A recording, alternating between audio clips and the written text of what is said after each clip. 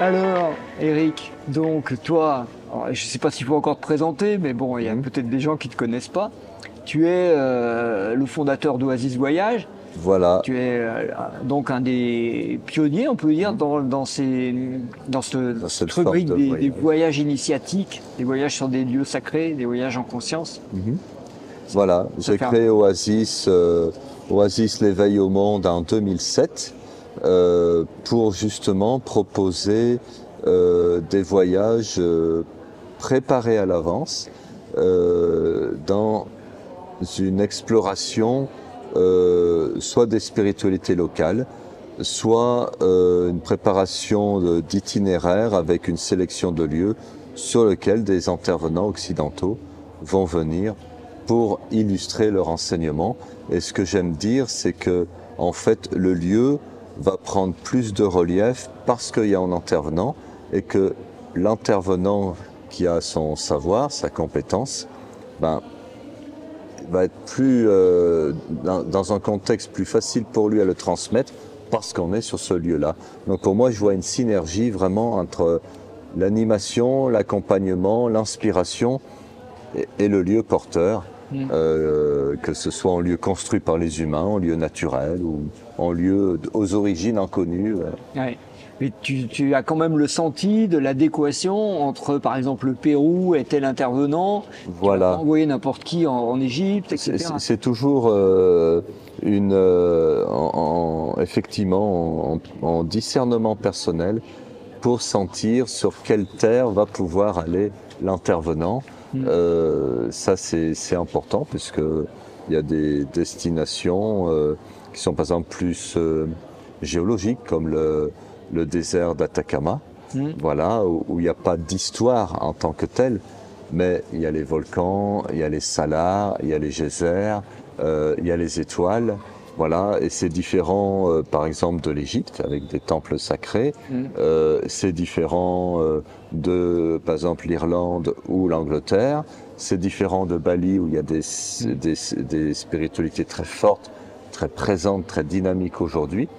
Donc après, je pars de ce que veut faire l'intervenant, pour essayer de sublimer son intervention, sa transmission sur la terre qui va le porter, quoi. Pour que tout le monde y gagne.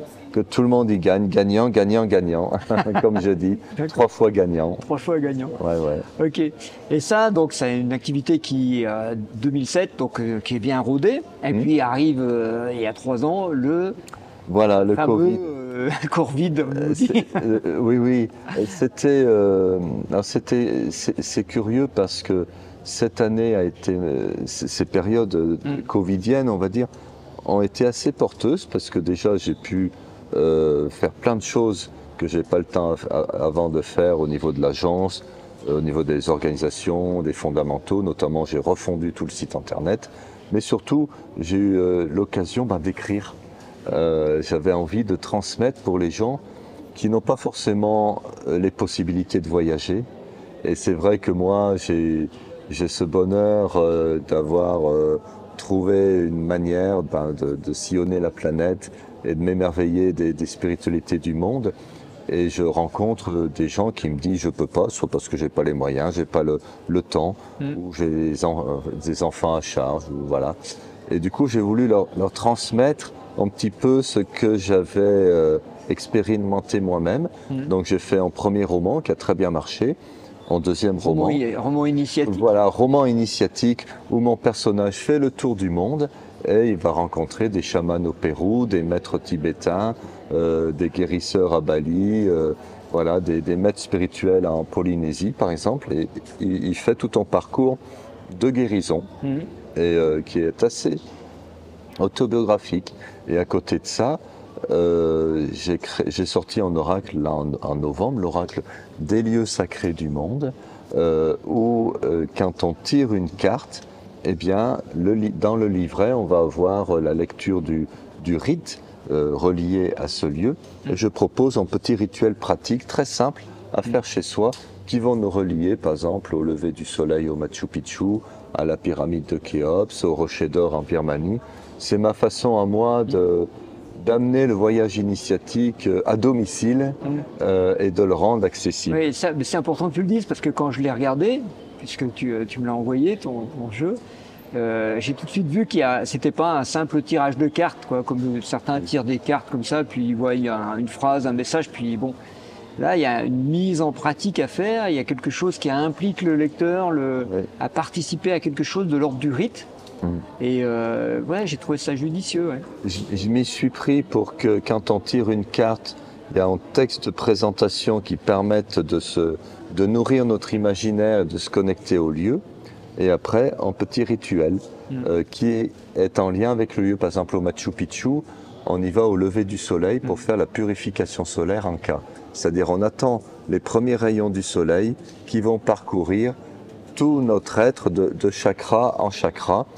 Et du coup, quand on tire cette carte, je propose à la personne de se mettre face à une source lumineuse, voilà, le soleil ou une lampe électrique, mais peu importe, et de sentir, de visualiser que cette énergie vient parcourir notre corps, de la tête jusqu'aux pieds, avant la tête jusqu'à plus bas que le pied aussi, et justement de sentir ce nettoyage, cette purification façon Anka. C'est ma manière d'amener le Machu Picchu à domicile, on va dire. Ouais. Tu veux que je te partage quelque chose? Oui, oui, oui. En 2003, avec Rose, on est allé, juste avant de s'installer ensemble, on est allé 5 semaines sac à dos au Pérou. On a fait tous les lieux Inca, du nord au sud, enfin du sud au nord. Et à Machu Picchu, on ne pouvait pas y aller, on n'avait pas réservé. On est parti avec une caravane, on a fait un trek dans les glaciers pour passer par-dessous, revenir à Aquascalientes. Et on est monté de nuit à Machu Picchu et on est arrivé au lever du soleil. Et on va à la porte du soleil. Et le soleil se lève et il y a un condor qui arrive et qui passe au-dessus de nous. Ah oui. Ça, c'était dingue. Magnifique. Ah, c'est parce que tu t'en vois pas tous les jours là-bas. Ouais, joli message. Ouais. Ah oui. Ça m'emmène des audacieux. C'était audacieux d'y aller. C'est le cadeau, quoi. Ouais, c'est ça. C'est le cadeau, magnifique. C'est mystérieux ces trucs-là, tu vois. Oui. Et c'est un peu ça que toi t'aides à faire découvrir dans ces lieux. Il peut se passer ce genre de choses, on ne sait pas. On a vu des phénomènes assez spectaculaires. Je me souviens à l'île de Pâques, on était sur une pierre chargée de mana, une pierre historique. La pierre ronde, là. Voilà, la pierre ronde, voilà. Tepitokura, elle s'appelle. Et au moment où on a fait ça, le vent s'est arrêté. Et justement, on a vu en vol de rapaces, je ne sais pas lesquels, juste à ce moment-là, pendant la durée des cérémonies. Voilà. Et ils sont partis, les rapaces sont partis quand la cérémonie était terminée. Je dis faucon, mais c'est des rapaces marrons clairs et c'est magnifique. Une autre anecdote, sur l'île de Pâques. Rose, tu sais, à l'île de Pâques, il y a un endroit où les murs ressemblent vraiment à ceux des Incas. Et on est à ce mur-là. Et Rose, elle voit un faucon qui se pose sur une pierre. Alors elle s'appuie sur la pierre, elle le zoome, parce qu'on était assez loin. Elle clique. Au moment où elle clique, tu as un mâle qui arrive et qui prend la femelle sur la pierre. Et on a la photo de l'accouplement en direct. Et tu dis, c'est complètement dingue ça. Eh oui, c'est le temple de la fertilité. Non mais c'est très très... Je vois très bien ce temple au sud de l'île de Pâques. Ouais. Non mais c'est beau ces moments de magie de la vie où voilà, on s'y attend pas et pourtant on fait une action et elle prend du sens, comme si la vie prolongeait notre action pour y donner du sens. Ouais, et c'est là où on rejoint ce que tu dis, ça amène un plus, plus, quoi. On est gagnant, gagnant, gagnant, parce que ce sont des choses qu'on ne maîtrise pas et qui se passent sur les lieux sacrés. Je crois que le premier pas, c'est d'appeler, c'est-à-dire, ok, j'appelle l'expérience qui sera bonne pour moi, j'appelle le message qui sera bon pour moi. Et on en parlait un petit peu ce matin, comment on rentre dans un site sacré. On discutait tous les deux, tu disais que des fois on était bloqué à l'intérieur d'un site et qu'il fallait prendre l'engagement de dire ce que j'ai reçu dans ce site, je vais le restituer ou le développer à l'extérieur. Mais aussi ça se fait quand on rentre. C'est-à-dire que je vois, j'ai eu la même chose mais à l'envers, c'est-à-dire qu'en Polynésie, à Ivaoa, donc aux Marquises, j'ai été stoppé net en rentrant dans un marae, ce qu'on appelle un marae, donc en temple. Et effectivement, je rentrais, on va dire, de façon profane ou touristique. Touristique, ouais. Voilà, j'étais un peu en décalage horaire, ok, mais hop, on rentre dans un temple, mais je m'en étais pas rendu compte. Et j'ai vraiment été stoppé. Et là, j'ai pris conscience, ah mais oui, Eric, là, attention, sur ce lieu-là, pendant des décennies, il y a eu des cérémonies, il y a eu des rituels, c'est pas tout à fait comme ailleurs. Et hop, effectivement, je suis peut-être avec ma fatigue, mon décalage horaire, etc. Mais je prends conscience que je rentre dans une zone sacrée, quoi. Ouais. Alors pour te partager là-dessus, nous ce qu'on a observé, c'est pas forcément le lieu qui te dit non, t'as pas le droit de rentrer. C'est pas forcément ça. C'est que des fois le lieu il dit je t'interdis d'entrer parce que tu vas te faire mal si tu rentres comme ça. Protection. Ouais, il te protège, il te dit ne rentre pas. Nous il y a même un lieu, le quadrilatère du Magno, le géant du Magno, tu vois. On l'avait activé et on était dedans. Et on n'a pas vu, il y avait des sortes un couple habillé tout en blanc, tu vois, comme t'en vois beaucoup en Bretagne, un peu druidique, quoi, qui arrivait et qui s'apprêtait à rentrer dans le cercle du ciel. Et ça, c'est un endroit où les baguettes nous a dit, tu rentres pas là-dedans. D'accord. Et au moment où ils sont arrivés, sortis de la forêt, nous, on était centrés sur ce qu'on ressentait, tout ça. Les baguettes ont chassé Rose en arrière, tu vois, mais presque à pousser comme ça dehors. Et ça l'a sorti du quadrilatère, ça a fermé les baguettes. Et là, on a vu le couple qui arrivait et qui mettait le pied dans le ciel. Et là, on a compris que le lieu, il nous protégeait et il les protégeait. Parce qu'il ne faut pas faire n'importe quoi avec ces lieux, tu vois. Il ne faut pas faire n'importe quoi. Absolument, absolument. Ça me rappelle beaucoup l'île de Pâques, où les plateformes cérémonielles sont interdites d'accès. C'est-à-dire on peut les regarder à distance. Et je vois les gens locaux qu'on appelle les Rapa Nui, ils hurlent s'ils voient quelqu'un monter sur ces plateformes. Ils ont des amendes, hein. Voilà.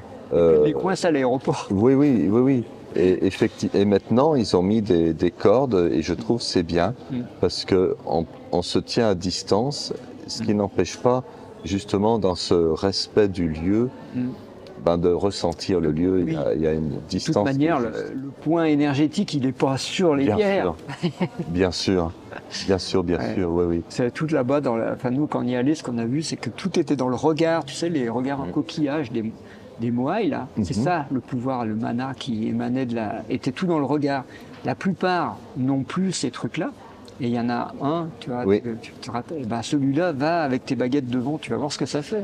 Oui, il y en a un qui est à côté du village avec le pukao, donc la coiffe, et les yeux en corail, avec les pupilles. C'est le seul moai qui est complet.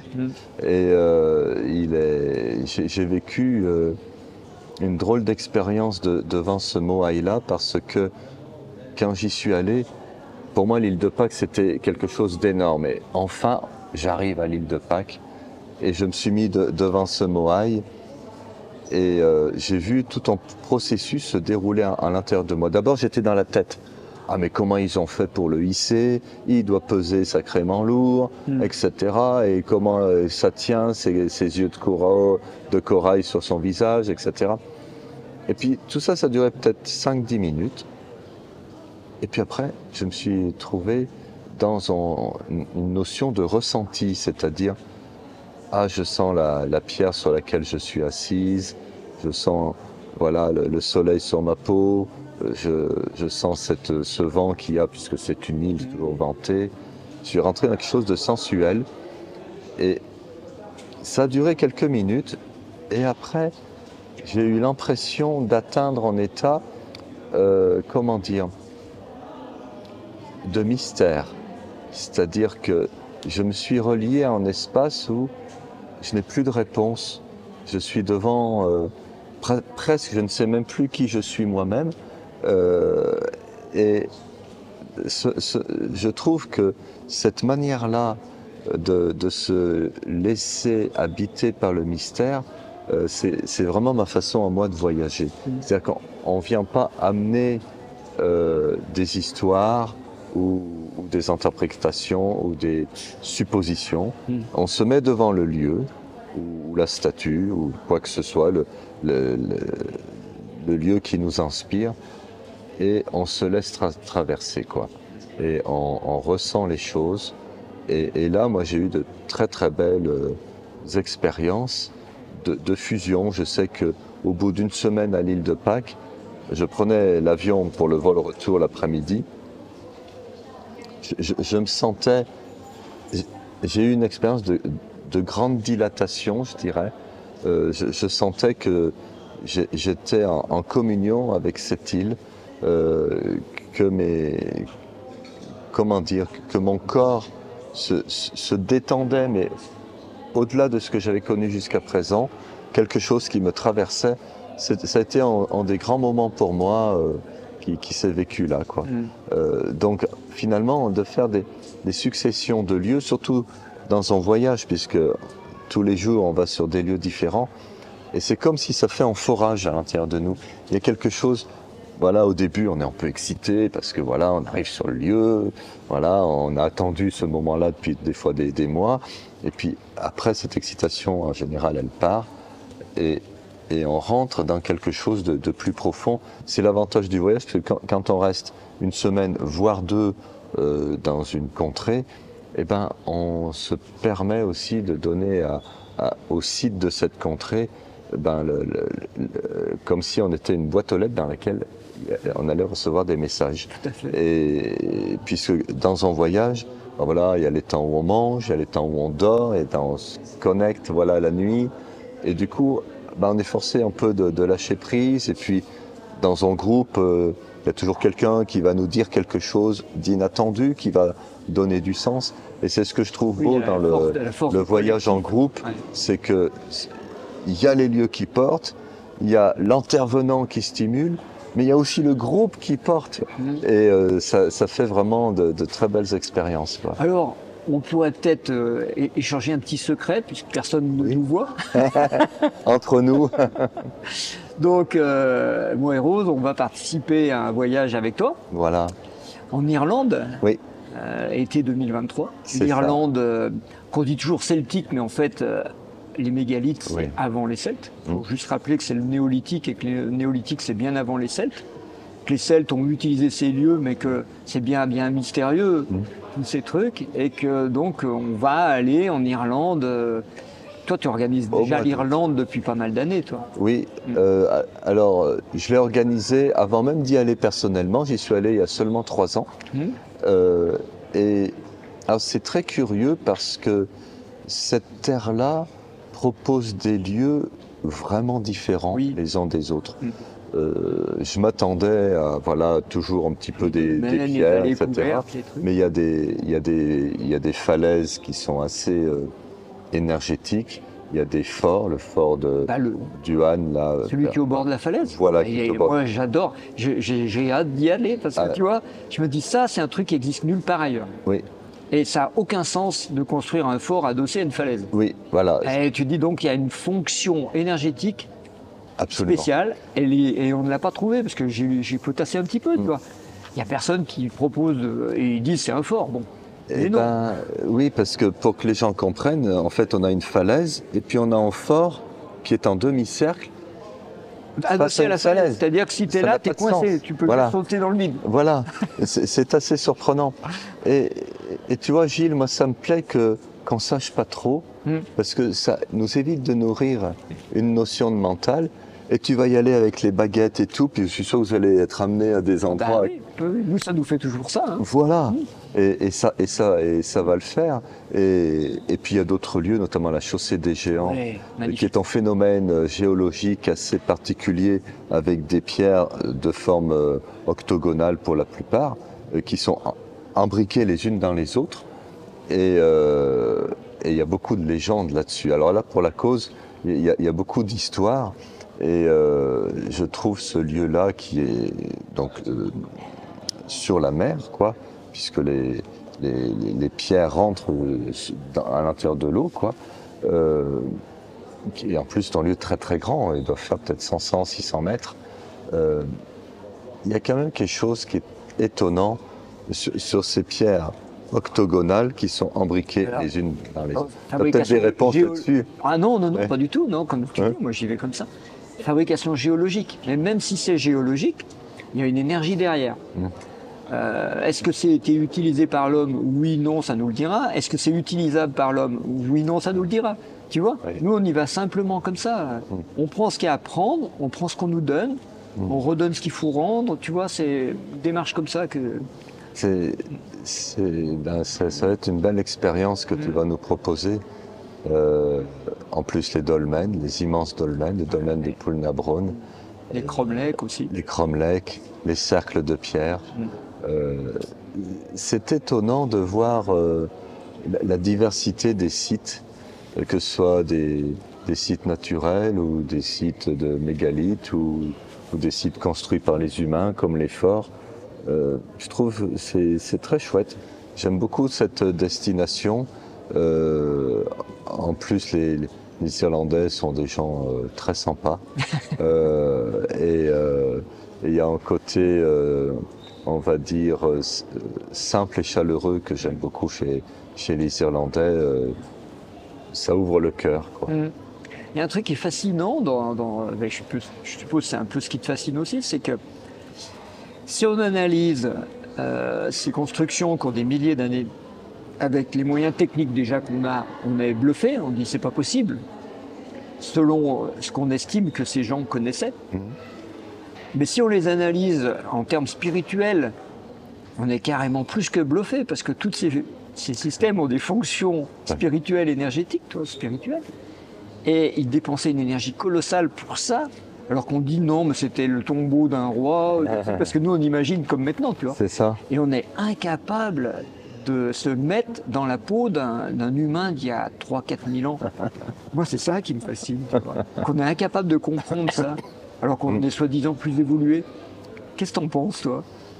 Moi je pense que dans ces lieux-là, c'est important de dire ok, il y a ce que je pense, ce que j'imagine, etc. Mais justement de revenir à l'ici et maintenant, quoi. Qu'est-ce qui se passe à l'intérieur de moi? Qu'est-ce que je ressens? Est-ce que je me sens attiré par une pierre ou une autre? Et justement d'être dans ce parcours en conscience où on va se laisser porter par un fil, etc. Et de laisser finalement le lieu nous enseigner, quoi. Ça, c'est un peu ma façon à moi de voyager. Oui, mais oui, l'intelligence du lieu et l'intelligence de la personne vont se rencontrer à un moment et ça va faire quelque chose de mystérieux. La grande intelligence. Ouais. On va pas dire d'autres mots, d'accord? Non. On reste là-dessus. On reste sur des mots simples. Et on se donne rendez-vous donc en Irlande et puis Eric, sur d'autres occasions comme des forums. Merci. Avec plaisir. Bravo pour ce que tu fais avec Rose.